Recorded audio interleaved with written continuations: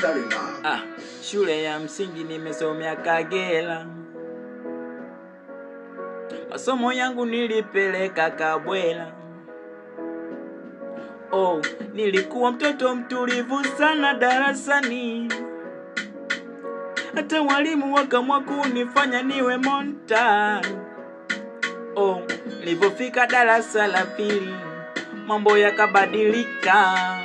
Mitaa kwa mitaa nikaanza kufanya mambo mengi kawa vita. Nilipofika darasa la saba,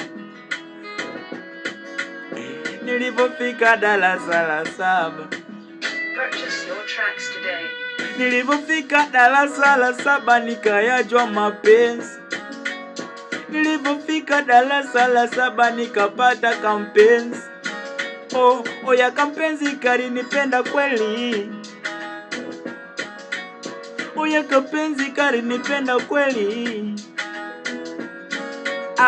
Mimi mwenzenu nilikuwa sikosi shule sababu ya mpenzi.